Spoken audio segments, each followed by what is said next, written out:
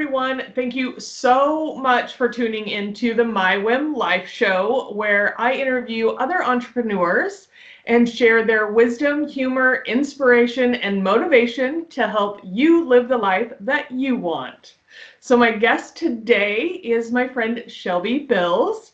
We were lucky enough to meet through the Women Ignite organization and Shelly Gartman, and I just absolutely love her energy and all of the things that she's been able to create, along with being a single mom. And so I definitely wanted to introduce my people to her. So Shelby, tell us a little bit about you. Hi, thank you so much for having me on. So my name is Shelby Bills, and I am the co-owner and managing partner of Graeber & Company Salon and Day Spa. I also own Grae Salon and am the co-founder of Graeber Academy. I am the mom of two amazing, beautiful humans, Kai. My son just turned 13, so that's pretty wild. We're on a new ride. And my daughter, Kira, who is 10, and we're just living the dream over here. Yeah, it's the chaotic dream, but it's the one that most of us entrepreneurs are like, okay, we totally signed up for this. We got this. Right? Did we sign up for this? Yes. We did intentionally. People told us, I know people told me before I became an entrepreneur that this was the hardest thing I would ever do. Yeah. And I don't know that I believed them, but I certainly believe them now. Right? We're learning I always say I'm face planning forward all the time. Always. So because I know that Graeber & Company has been in business for a really long time. So tell me how you got involved with them. Oh my goodness. Yes. So we're celebrating our 55th year in business this month. So Graeber & Company has been around for 5 decades, a really long time. I was fortunate enough to start in guest care, so customer service there when I was 19, and I was going to college at Boise State, and really just moved up with the company over the next few years. And I worked with Aveda, so salons were in my network, and I was learning about the salon and spa industry. And then I bought out my boss when I was 25, and been doing this for about 12 years of business ownership. So that's kind of how I got into it, got started. Love the industry. I love the beauty and wellness industry. I love people even more, so I'm definitely a people person. And yeah, that's how I got started. That's awesome. So did you said you started as guest services. Do you have your cosmetology license? Did you work on the floor, or has it always been the business side of things? Yeah, so I am not licensed. My background is in business marketing and management. I, on purpose and intentionally, don't do hair. I empower people, I lead people, I create teams and cultures, and I just happen to do it in the salon and spa world. So yeah, it's really interesting. It's a different dynamic. Most salon owners have either done hair or worked in the spa, and they know that piece of the business. And I came from the whole other side of the team, building the teams, creating the culture, working with the customers and developing the business, and then also helping the technical end kind of lead and empower them in that way. Yeah, I love that idea. I mean, I think that it definitely can work both ways. I know some salon owners that are also heavily involved in working in the industry as well. But I think this creates, like you said, a very different dynamic. And you're able to focus on just the business side and not worry about those details. I'm sure you have people that are in charge of those details. Yes, exactly. And that's been so great, because there was a period of time, I think, when I was a newly minted salon owner, right, that I felt the pressure of the public of like, well, you own a salon, but you don't do hair. And like, they would question like, well, how can you do that? And I'm like, well, the business first. And so, I fought like the urge to go to cosmetology school. And I was like, well, maybe I should do an apprenticeship within my business. And maybe I need to learn this. I mean, I can play a hairdresser on TV. I've been in the industry for almost 2 decades. I know most of the things that they're talking about, but that was not my ultimate goal. And for me, it was like, if I was going to choose to be behind the chair, I couldn't focus on the business and the team and building that piece, which that's where my heart is. So, I was like, I don't need to do the hair. I need to do this part. I'm good at this part. So I really focused on that. Yeah, I love that. I love that. So I heard you, I definitely know about Graeber and Company, and I know about Grae Salon, but you mentioned some other things. Tell us more about the extra stuff you've got going on. Well, so we also have the academy, which I founded that about 4 years ago. I'm trying to think, yeah, 4 years ago now.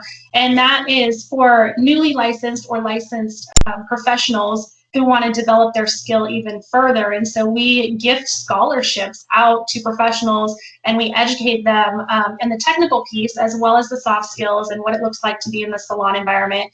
And then we also hopefully then hire people from that program that we have trained, and they get positions within our company. So that's something that has been new over the last few years, and it's been really exciting to grow and develop that piece of it as well.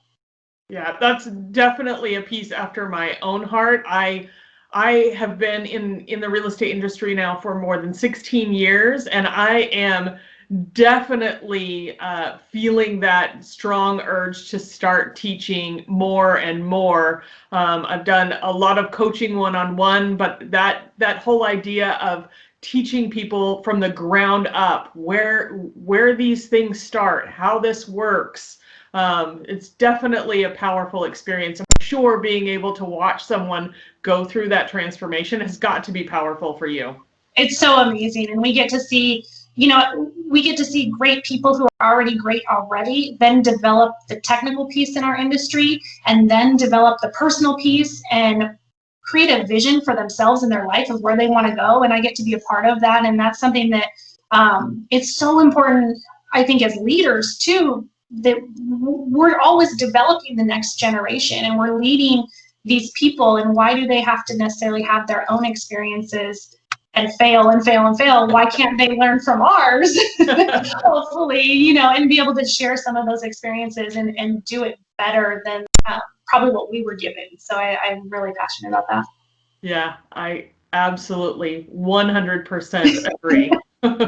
So, I mean, obviously you started, you really kind of took the reins at age 25, you said. So that's super, super young. What were some of the skills and the habits that you had to put into place right from the get-go that have really led to your success?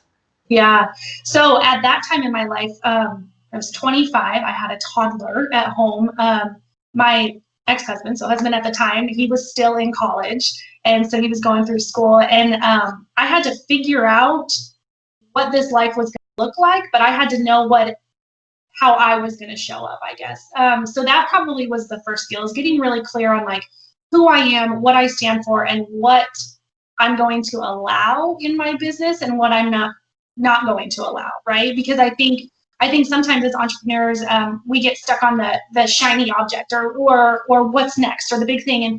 And I needed to like really be grounded on, I've got to develop this piece of the business so that I can understand and I can grow it, as well as what does our future look like and what does my future look like, and what will I have in my business, what will I be a part of? So I think that's really important early on, getting really clear on your why, being intentional about the things that we do and where we spend our time. I think early on I struggled with that. I was like, oh my gosh, I can do everything. But no, we can't do everything really well, right? And so what are my strengths? And I really play to my strengths. If I'm not good at something, I go out and I hire someone to do that, or I find someone else who has a skill set better than me to do that, because I don't need to know all the things or do all the things. So I learned that really early on. Yeah, that's a hard lesson to learn too. I know I have learned it more than on one occasion. So definitely, figuring out what those things are and learning how to be okay with delegating and letting go with some of the things.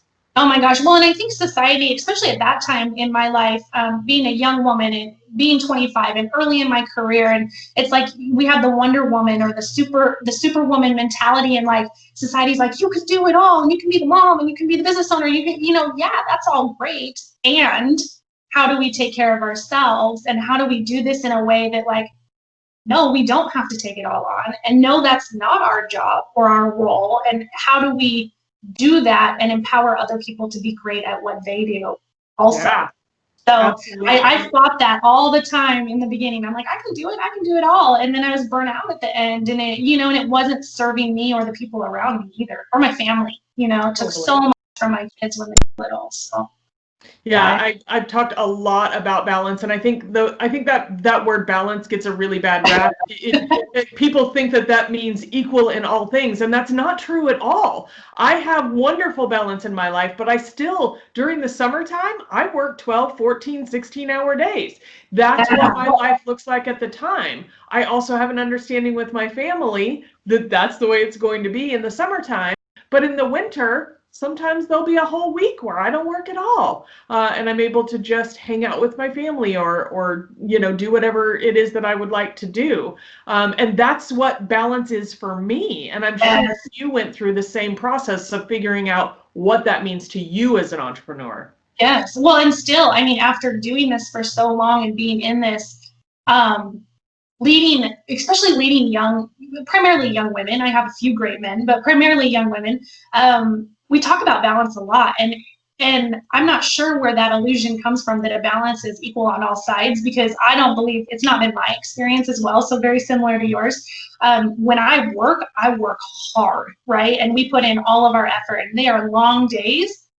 And when I'm with my family, I'm with my family. And for me, balance is presence in the moment, but always preparation and planning for the future. And if I can do that, then I have peace of mind. I can be with my family. I can have fun and go and enjoy life. And that balance isn't equal on all sides, and it's never been for me. So when people ask me about, well, how do you find that balance? How do you strive for that? I don't strive for balance. I strive to be great in that moment and plan and prepare for the future.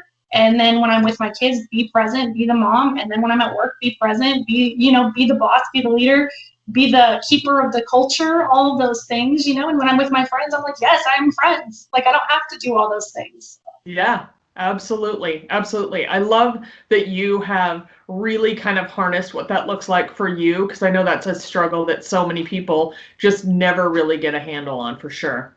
Yeah. Well, and it's something I think that we, as women, we take on so much, and we want to take on all these roles. And it's like, we don't have to do that, and stop putting the pressure on ourselves to be that, because at the end of the day, it's really just up to us where we're going to be great in our lives, and then give ourselves the grace and the time and the space to just be for a little while too. Nope. I agree. I don't think we're taught that at all.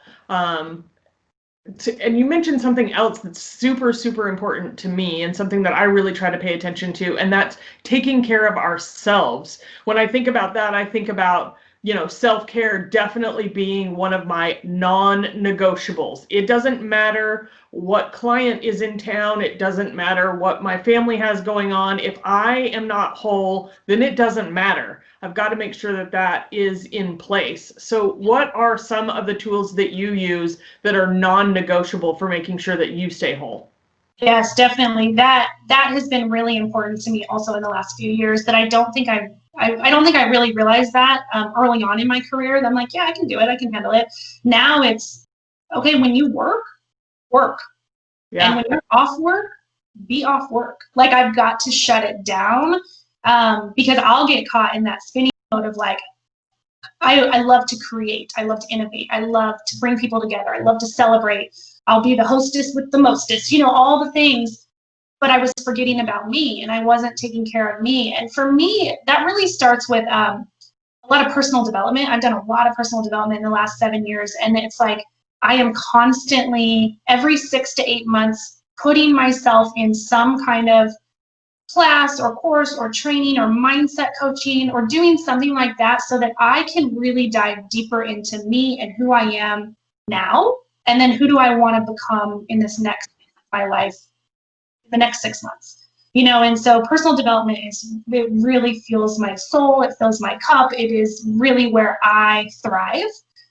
So always having something to look forward to is really important. And then on the day-to-day, just like I'm saying, work when you're at work, be a parent when you're a parent, be a friend when you're a friend, and be able to shut the things off, because they will take away and they will take up space in other areas of your life if we don't get a handle on that. Yeah. And so my kids will remind me too, I'll get caught answering a text message or an email, or, when I'm with them, and my son will be like, Mom, you're on your phone. And I'm like, oh, okay. And I've asked them for that, and I've given them permission. to call me on that too, right? Or in relationship, and when you're with your friends or your partner, or you're with other people, it's like, put the phone down, put it away. That stuff is gonna wait, and it's gonna be there tomorrow. Like, it's always gonna be there tomorrow, and we don't have to handle everything today. With my team, you know, I've asked them for grace in spaces that, like, if I don't respond right away and it's late, I'll respond tomorrow. If it's really urgent, you need to call me. You know, those things. So setting boundaries, right? Like I fill myself up and have that self-care is boundaries. So it's personal development, it's boundaries, it's being present.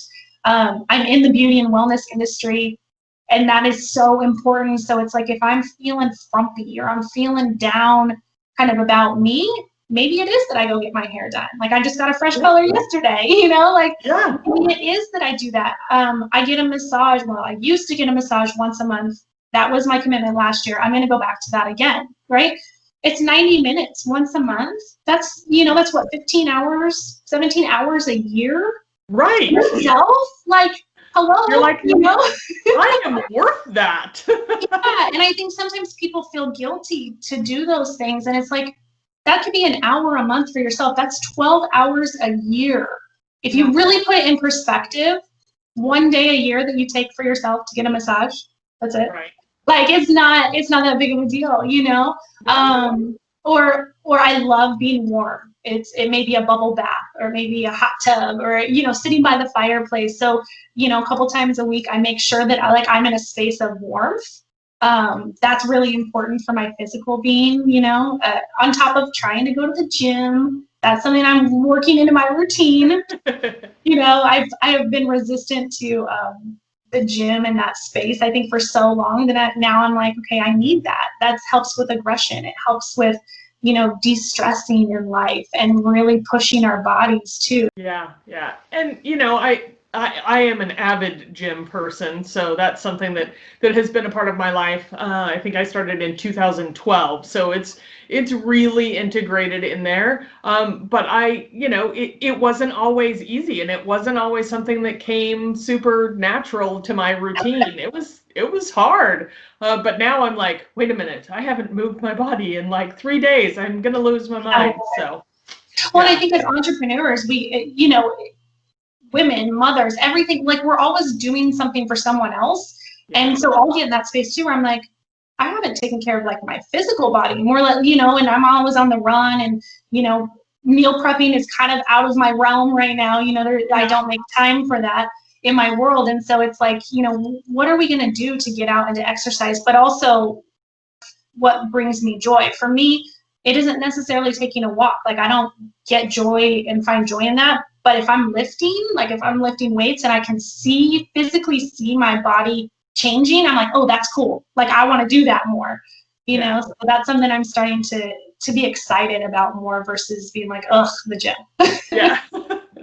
Yeah, I definitely agree with you. It has to be something that I can see sustainable long-term improvement from, for sure. Don't, as you start this journey, take pictures. Take a word of advice. I was so mad when I knew the tape measure was changing, and I see myself every day, so I couldn't really tell. But other people were starting to notice, and I was like, really wish I would have taken pictures so I could see the difference between when I started and where I got to. So. Oh, absolutely. That's so good. That's a great reminder. I need to do that again. So yes, thank you. No problem. So a couple of things. Obviously, you have a lot of different avenues that you're going down. You've got your salons, you've got your academy, you've got your kids, obviously your social life. Yeah, how do you stay focused every day? Yeah, like really dial into that one thing that's in front of you right at this moment. Yeah, so in the last year, I've really been working intentional with my time where I am. Right. So I'm not taking on all the projects at work. I've narrowed it down. Like, I have a to-do and a must-do list. So my to-do can get done. My must-do, I need to get done today. And I'll take, you know, I'm moving the hardest things to the top, because that is something I procrastinated on for a long time. I would take the most difficult thing and I would wait.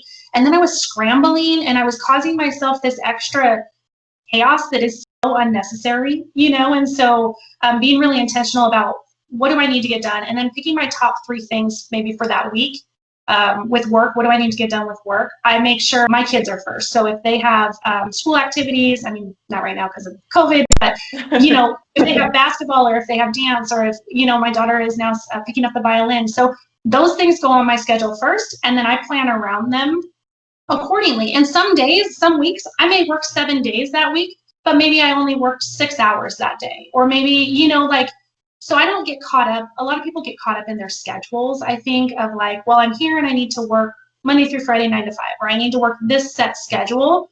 I work when I need to work, and then I can play when I need to play. Yeah. So I make sure I'm really intentional about that. I can say that I don't miss anything with my children or my family. Like, my business took over a lot of years of their life when they were little. And about 5 years ago, I said, never again. My family needs to come first, and my business will work around. And it has, because I have set up systems to be in place that allow me to do that. And all of us can do that. Whether we work for someone else or we work for ourselves, we can pre-plan, and if we prepare everyone around us. So I'm really learning to do that better. I plan trips. Well, normally I would plan a trip every 3 months or so. I like to get out. I love the ocean. I love the beach. I love the sun. So I really try to get out of Idaho every few months. If I can, I make sure that I do something with my kids at least once or twice a year on like a big trip or a staycation or something like that, so that I'm really intentional with my time. And those go on the calendar at the beginning of the year. Even if I haven't booked it, or I haven't done it, they go on my calendar so I can start to plan and prepare around that. So I'm intentionally setting my goals for my family, for my business, for my team, all of that prior to it even happening. Yeah, I love that. I mean, it's so critical to make sure that you are running your calendar, that your calendar isn't running you. Yes. Someone told me, oh my gosh, this was so good. And I learned it probably just this last year. And it says, oh my God, what does it say? The task expands to the time we give it. Oh, and when I heard that, I was like, mic drop, what? And I'm like, why am I giving something a month or a week or whatever of my time and energy, and it's always right there and it's always pushed to the side? Get it done, get it over with, and move on. And it has rocked my world, changed my life. So you're like, oh my gosh, I'm so much more productive if I just do the things in front of me. Yeah, and do the hard thing first. Everything else is easy. Yeah, absolutely. So if you were going to give one piece of advice to an entrepreneur, what would that be? Oh, just one? I have so many. No. I really believe that we create our destiny, that we create the life that we want to live. And through that is by our mindset, our reactions, and how we show up in the world. So for me as an entrepreneur, as a leader, I get to decide every day, am I going to react to what's happening? Am I going to be reactive? Am I going to, how am I going to think about that? Is it going to be negative? Is it going to be positive? What am I going to do with that? And how am I choosing to show up every day? And if we can all do that as leaders and entrepreneurs, but leaders of ourselves, that changes the outcome for everything. Because whatever someone else does to me, I get the choice to react to it or not. Yeah. And it takes the power away from every situation, and it gives it back to me. And I say, okay, no, that doesn't serve me, and I don't need to do that. And what has it taught me? What am I grateful for? If it's a negative situation, that sucks, right? And is it a setup for something even better? Absolutely. For every failure, we learn something. And if we're not learning, right, then we're going to keep doing it over and over again. Once we learn about it, we're going to make a different choice. And the choice is up to us. So I would say that is, in a nutshell, there's one in there, but it really goes hand in hand to our mindset, our reactions, our choices, our behaviors, and how we show up. Yeah, I 100% agree with all of that. I'm sure we have done a lot of the same self-development work over the years. Yes. For sure. All right. So tell us a little bit about how people can reach you and your companies. Absolutely. So we are, on Instagram, on Facebook, our website. So if you go to graeberandcompany.com, if you check out Instagram, just search for Graeber and Company. We also have Grae Salon. You'll see our other location. And then you'll also see the Academy. So if you're in need of any salon or spa services, we're there for you. You can instant message any of those, and generally myself or my general manager will get back to you. And I'm here for support. I love our community. I think Boise, Idaho in general, we have such amazing and phenomenal people in our community. And so the more we can collaborate, the more we can connect. I want to do that too. So I absolutely 100% agree. All right. So my very last question that I love asking, because I find it so interesting how different people approach it. How do you give back? Oh my goodness. So this is a big one for me. Contribution is so important, and it comes in so many different formats, right? Yeah. Sometimes we think of giving back all the time as like, okay, what charity, what nonprofit, what do you donate, right?